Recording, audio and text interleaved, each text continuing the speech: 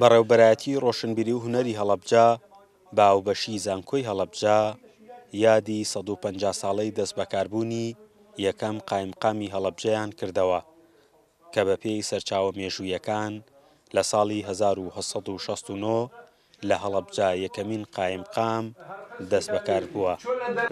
چەند نووسەرێک یان مێژوونووسێک لەسەر مێژووی هەڵەبجە قسە دەکەن بۆ ساڵانی ئایندە بتوانین بە فراوانتر و بە شێوەیەکی بەرفراوانتر کار لەسەر ئەم ساڕۆژە بکرێت کە لە کاتی خۆیدا کە توانین بڵێن مەحموود پاشای جاو یەکێک لە سەرکردەی عەشیرەتە گەورەکانی باشووری کوردستان بووە کە لە بنشینەکانی ئەردەڵان و بابانیشدا ڕۆڵی کاریگەریانە بۆ حسابێکی تایبەتیان لایەن.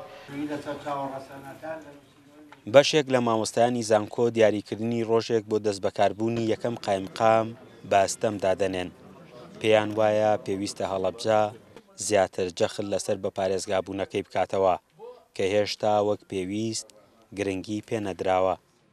قۆناغێکی هاوچەرخیشمان هەیە کە بریتە لە بەپارێزگابوونی هەڵەبجە کە ئەمەش بۆ خۆی مێژوویەک و وەرچەرخانێکە لە مێژووی هەڵەبجەیە.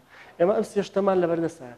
لە ڕاستیە ئێمە دیاریکردنی ڕۆژێک بۆ هەڵەبجە لە قۆناغە کۆنەکەیە زەحمەتە چونکە هەمووی پشت بە کنە و پشکنین و ئەم شتانە ئەبەستیای ناتوانین بڵێن ئەم ڕووداوە فعلەن لەم ڕۆژەیە ڕوویاوە چونکە بابەتێکە دیاریکردنی ڕۆژ ئاسان نییە.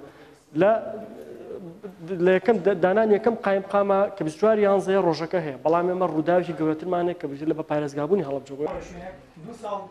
ژمارەیەک مامۆستای زانکۆ کە پانێڵێکیان لەم ڕۆوە سازکرد بوو ئاماژە بەوە دەکەن مێژووی هەڵەبجە وەک قەزا دەیان نووسین و بەڵگەنامەی لەسەرا ئەرکی توێژەرانی بواری زانستە بەڵگەنامەکان لە وڵاتەکان بهێننەوە و جارێکی دیکە خوێنەوەیان بۆ بکەنەوە.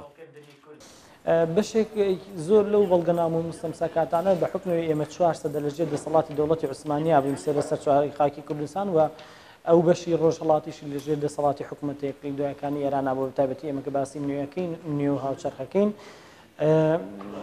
مستەمسەکاتێکی ئێجگار زۆری ئێمە لە لای ئەوانە چ فەرمانە ئیداری و کارگێڕەکان بێ و چ کتێب و نووسین و مەختوتە و راپۆرتەکان بوو بێ.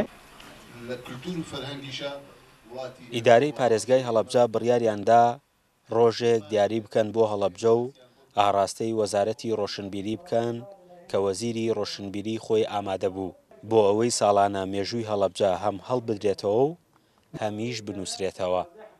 فەرحان هەورامانی، دەنگی ئەمریکا، هەڵەبجە.